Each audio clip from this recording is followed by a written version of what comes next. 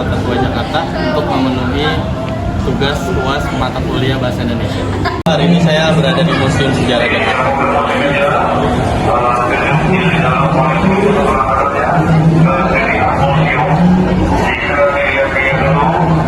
Oke, teman-teman bisa lihat.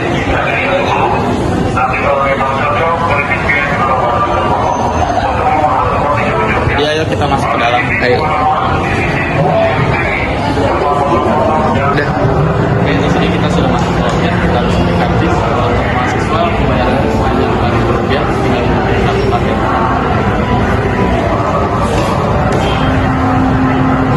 Bangunan ini dahulunya merupakan Balai Kota Batavia yang dibangun pada tahun 1707 sampai 1710 atas pemerintah Gubernur Jenderal John van Horn.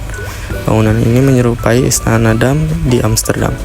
Terdiri atas bangunan utama dengan dua sayap di bagian timur dan barat, serta bangunan sanding yang digunakan sebagai kantor, ruang pengadilan, dan ruang-ruang bawah tanah yang dipakai sebagai penjara. Pada awal mulanya, balai kota pertama di Batavia dibangun pada tahun 1620 di tepi timur Kali Besar. Bangunan ini hanya bertahan selama 6 tahun sebelum akhirnya dibongkar demi menghadapi serangan dari pasukan Sultan Agung pada tahun 1626. Sebagai gantinya, dibangunlah kembali balai kota tersebut atas perintah Gubernur Jenderal Jan Piersten pada tahun 1627. Lokasinya berada di daerah Nieuwe Markt, sekarang Taman Fathahillah.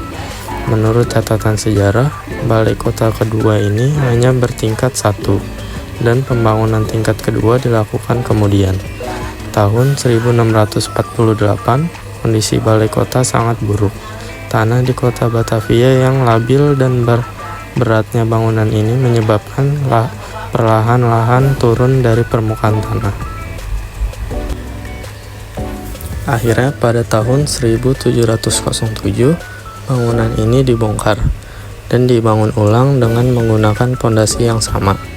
Peresmian balai kota ketiga dilakukan oleh Gubernur Jenderal Abraham van Riebeeck pada tanggal 10 Juli 1710.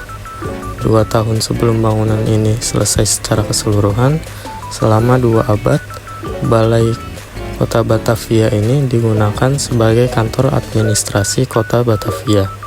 Selain itu juga digunakan sebagai tempat College van Spijken atau Dewan Kota Praja dan Raad van Justitie sebagai Dewan Pengadilan. Awalnya sidang Dewan Pengadilan dilakukan di dalam Kastil Batavia, namun dipindahkan ke sayap timur balai kota dan kemudian dipindahkan ke gedung pengadilan yang baru pada tahun 1870. Objek-objek yang dapat ditemui di museum ini antara lain adalah perjalanan sejarah Jakarta, replika peninggalan masa Tarumanegara dan Pajajaran, hasil peninggalan arkeologi di Jakarta, mebel antik mulai dari abad ke-17 sampai 19 yang merupakan perpaduan dari gaya Eropa, Republik Rakyat Tiongkok, dan Indonesia. Juga ada keramik, gerabah, dan batu prasasti.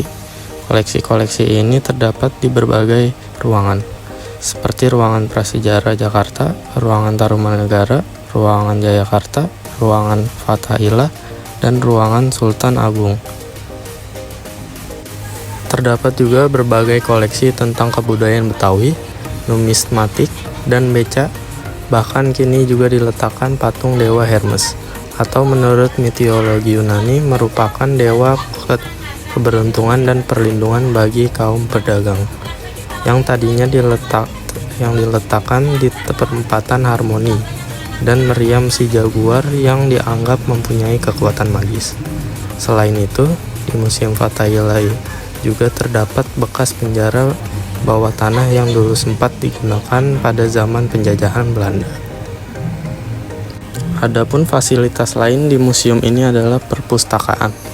Perpustakaan Museum Sejarah Jakarta mempunyai koleksi buku 1.200 judul.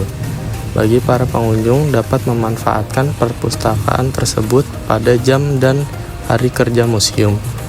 Buku-buku tersebut sebagian besar peninggalan masa kolonial dalam berbagai bahasa, diantaranya bahasa Belanda, Melayu, Inggris, dan Arab. Yang tertua adalah Alkitab atau Bible tahun 1702. Sekian video dari saya. Semoga video ini dapat menambah wawasan dan pengetahuan apa yang ada di dalam Museum Fathahillah ini. Terima kasih.